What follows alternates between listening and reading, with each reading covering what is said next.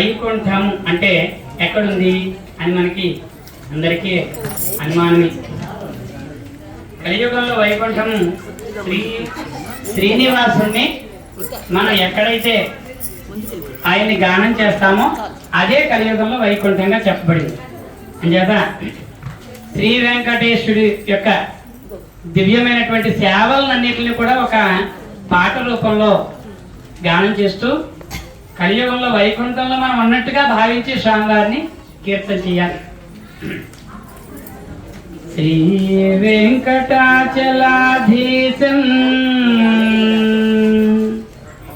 శ్రీయాద్యాశ్రితవక్షసం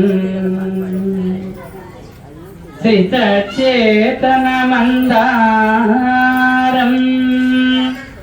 శ్రీనివాస అహం భజే శ్రీనివాస అహం భజే.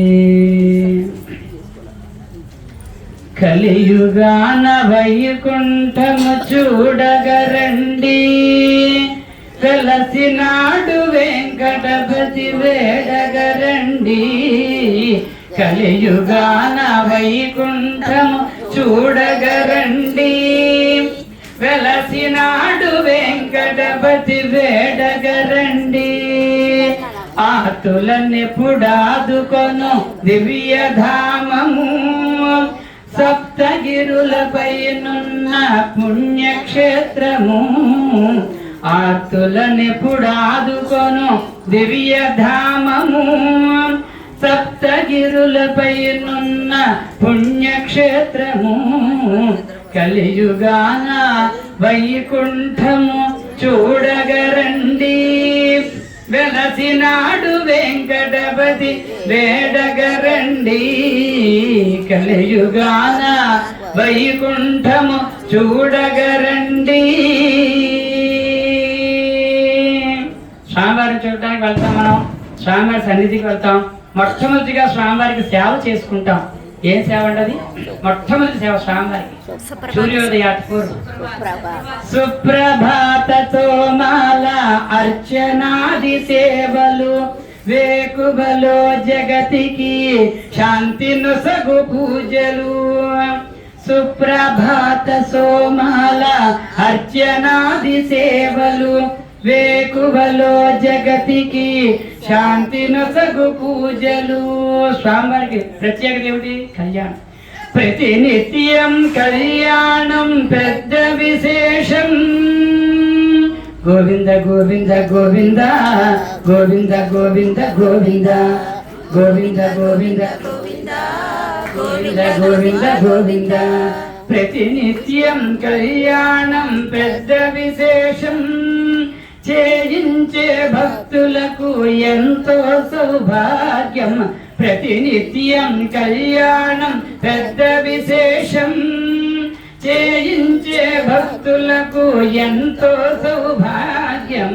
కలియుగాన వైకుంఠము చూడగరండి, వెలసినాడు వెంకటపతి వేడగరండి. కలియుగాన వైకుంఠము చూడగరండి. సుప్రభాతం అయిన తర్వాత మరొక సేవ ఉంది, ప్రత్యేక సేవ. ఏమిటంటే సోమాల సేవ కూడా అయిన తర్వాత స్వామివారికి అష్టదళ పాద పద్మారాధన ఉంది. ఆ కార్యక్రమాలు జరుగుతుంటే చూడటానికి రెండు కళ్ళు సరిపోవు. అంచేత అది అన్నమయ్య కీర్తిస్తున్నారు. అష్టదళ పాద పద్మ ఆరాధనము, కష్టాలను కడగండ్లను చేయు దూరము. అష్టదళ పాద పద్మ ఆరాధనము, కష్టాలను కడగండ్లను చేయు దూరము.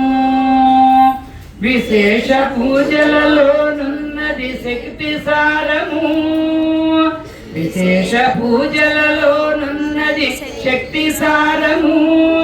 చేయించే భక్తులకు ఎంతో సౌభాగ్యం, చేయించే భక్తులకు ఎంతో సౌభాగ్యం. కలియుగాన వైకుంఠము చూడగరండి, వెలసినాడు వెంకటపతి వేడగరండి. కలియుగాన